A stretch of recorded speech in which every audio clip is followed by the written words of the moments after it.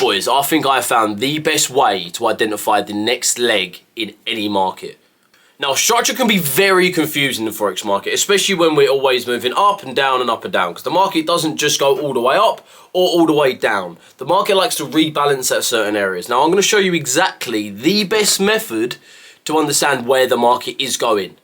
This rule will help you identify if we are in a retracement or if we should be in an expansion. Now, this is key to understand where you should be getting in and when you should be waiting for your position. Anyway, boys, without further ado, let's just get right into it. It is called the internal and external rule. I've used this for a good number of years now, and I would say it's maybe the strongest way to look at structure from an intraday perspective. Now, I'm not a swing trader, I'm a day trader. All of my trades are placed within a day's period. So if you do swing, please let me know how this does go. But I've had a lot of intraday traders under me trade this, and it is impeccable. Now, what the internal to external rule is, or the external to internal rule, whatever you want to call it, refers to the moment in price. So the internal refers to price retracing and coming to an internal point of liquidity. And the external is the big distribution, which takes the external ranges high or low, depending if we're bullish or bearish. Now, I am going to show you with a chart example. I did just want to show you from a drawing.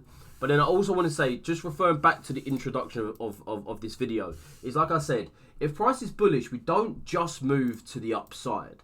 Now, why is this? Because this is really important to understand why the internal and external rule actually works, right? And that is because if we understand that institutions and big banks and big players in this game do not want to sell low or buy high, then the internal and external rule is perfect. Because banks and institutions and big numbers in this game with a big amount of funding who are really going to drive the market essentially, mainly banks and institutions, they're not going to buy high or sell low. Now, I know a lot of you guys always, like, it's such a cliche to say. And I think it completely is. And I think it's a very good thing, obviously, buying low and selling high. But how do you know if something is high and how do you know if something is low is the key question there.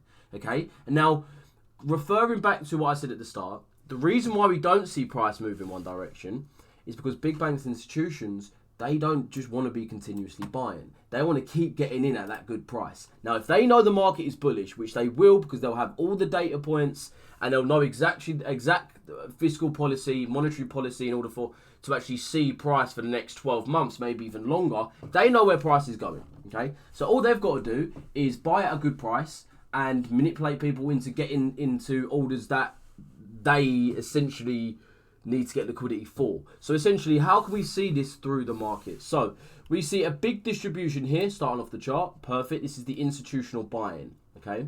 Now, they're not just going to keep lumping on buyers and buyers and buyers and buyers because they could lose money themselves. So the way they play this game is they will buy all the way up. They'll take profits here, maybe some profits. They'll look to sell the market again in order for price to come to a nicer area.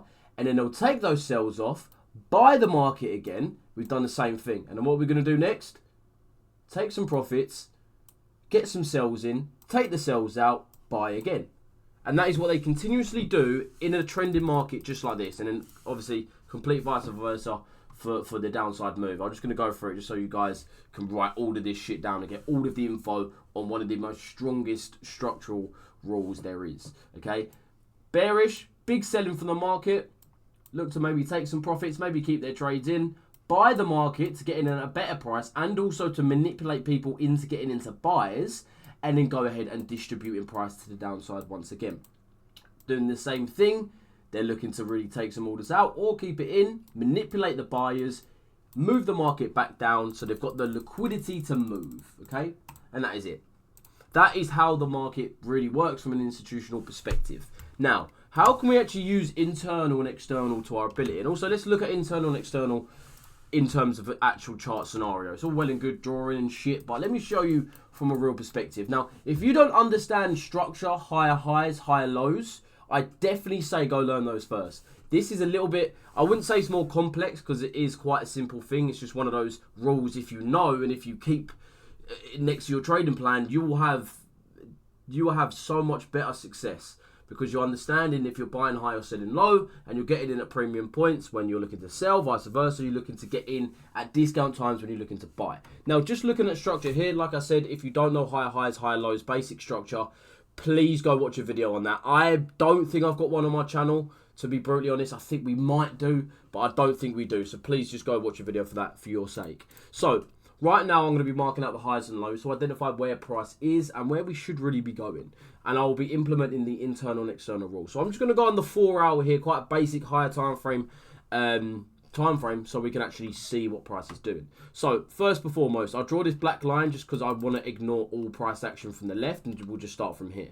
So the first things first, we have a high and we have a low. Again, let's just ignore all of this. It still kind of looks bullish back here. But right now we look bearish, right? So essentially what we are wanting to do is we want to wait for price to come back. Obviously, this is a horrible range. If you know trading, you know PA, this is horrible. But I'm still going to go through it with you anyway. I just picked a random point in time and we're just going to be going through there. So right now we're just trying to see if price is going to reverse after it comes into pretty much 50% of this range. 50% is a really good mark to have. Let me just take these points off. I've got my fibs on. Now, this is one of the greatest ways to look at premium and discount. It's just using the equilibrium level, like 50%. So if I use the prior day range, I like to use the prior day 50. If I use a prior trading range, I'll use the 50% of that range. Now, if we don't see price reverse after coming to the 50%, then we're going to have to assume that price is going to continue up. Again, price isn't always going to continue down. Sometimes it's going to start breaking those highs and continuing up. And this is a scenario of that. We look bearish here until we see price come to the 50%, but we don't get the reaction enough to break the low. So we haven't taken external yet. So we're still within this range. We actually finally break out of this range, which is perfect. Because now we know, cool, now we're bullish and we see price reversing. So let's go through our new structural points. Let's delete this off the chart. Don't want too much mess going on.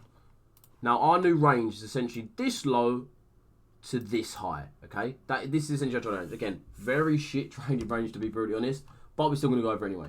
Now, as we can see here, we've got a high, we've got our low.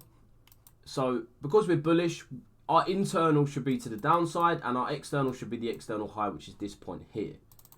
As you can see, it's exactly what we've got. So we see price trace down. Obviously, we didn't come to the 50%. So you probably wouldn't really be looking for a trade within this area because we didn't see the 50% occur. Now, as we can see, price broke this high. So now we're in a new trading range. Because we've broken the previous high, we're now in a new trading range. Our new trading range is from this high to this low. Okay? This is our new bullish trading range. Now, our internal is any fair value in here. And then our external is once we have broken this high. As you can see, we saw price react off some form of liquidity within our bullish leg, which goes to show we've taken internal liquidity. I'm just going to put internal, okay? Give it short. And then what do we do after we take internal? Boom. We come take external, okay? External. Perfect. And now we're looking for the next trading range. The next trading range is from, this was our trading range, and now we broke that high. So now our new trade, actually no, sorry, we was looking at this trading range, sorry. So our low is now here, which was essentially our internal grab to this high. So now we're going to wait for price to come into some form of liquidity within this area, which we normally refer to as a point of interest, which is like a fair value gap, normally a fair value gap. Okay, because that is a displacement of price, which acts as a liquidity level. So as we can see, we have price come into this area here. I'm sure in a lower time frame, I'm sure we'd see a fair value. And what do? We continued up. Actually, looks like we come here first, and then we broke the high and continued up. I usually don't like using just wicks as a continuation. I like to see a full breakthrough. So this is the point we had the full breakthrough, not just wicks. So this low to this high was our trading range. We filled internal here.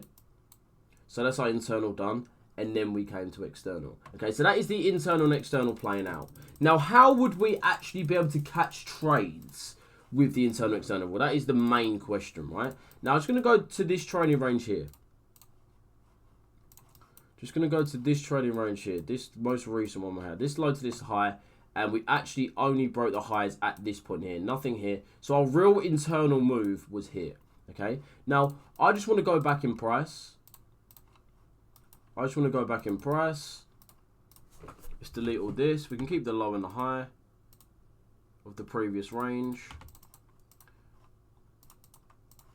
No, this is the range we're currently in. Right, perfect. So at this point, let's actually replay a little bit more. Let's get back to the point we actually come to the internal gap we needed to. So let's draw down a bit of a time frame because it looks like we didn't actually come into really anything. If I continue price on, we'll see what price was attracted to. So it looks like price was attracted to all of this liquidity here. So it's like the main reason why price come down. And again, still a liquidity thing.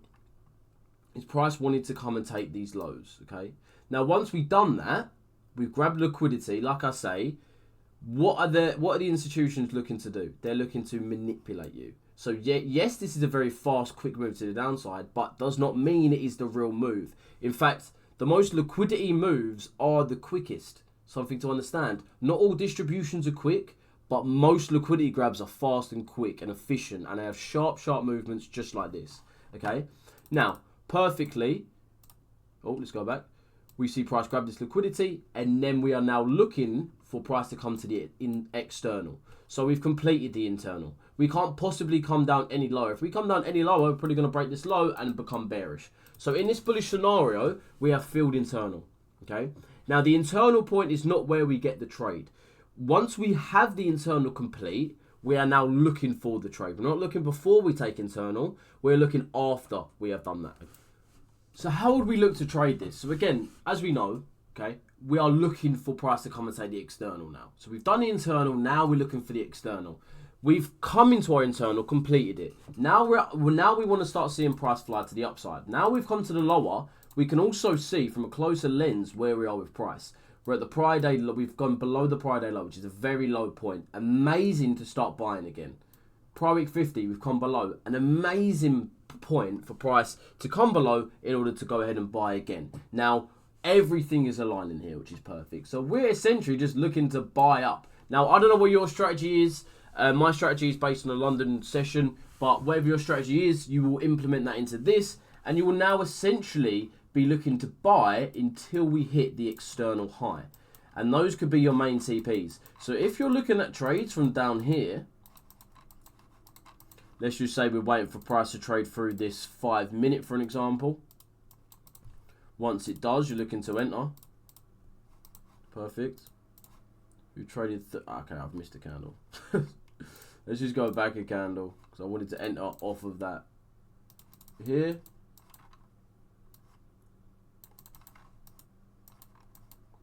We can aim for any levels. Prior week 50, if you want a lower RR, a bit more efficient. Prior day 50, less efficient, more RR. Or we can aim for the externals, which gets you the most RR, but you're probably going to be in the trade for a little bit of time. Now, let's just play this on. I'm just going to play this on. So this isn't massively important. It's probably not a way a lot of you trade, but I just want you to understand that using this internal and external rule will really help you actually understand because you might understand if we're bullish or bearish, but you might not understand at what point we are retracing, at what point we are looking to expand and break the ranges high, because it's hard to find out. We're not always 100% certain, but the internal and external rule really helps you dial into understanding when price is actually really coming to the fair value within the range or the external of the high for the main move to now be completed.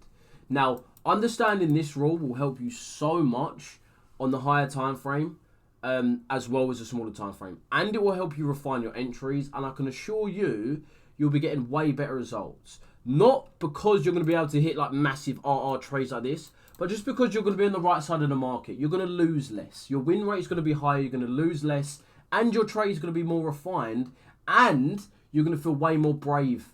Okay, that is the main thing.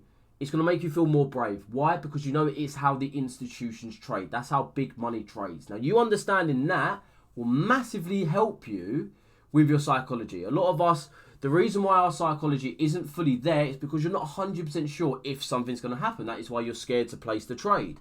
That is why you put a stop loss or break even. That's why you move your profit level. This is all these reasons is because you're feared. You're fearful of how the trade is going to end up. But if you are more certain about your trade and you have a bit more of an understanding of it, is that going to help you? Is that going to stop you putting stop loss to break even? Is it going to stop you jumping out early? Is it going to allow you to go for those higher RR trades and maybe hold those trades for longer? I think it personally will.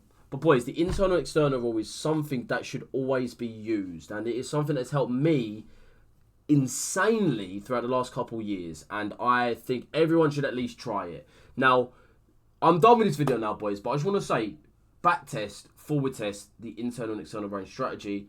There is about 200 people, 300 people I know that would fucking die if they no longer had this. So please, please, please, back test and forward test. Don't take my word for it. Any of these videos, don't take my word for it. Fucking test it. Back test it, forward test it, get the info, get the data, and then you can understand. Okay? Boys, I'll see you on the next one. I love you all, man.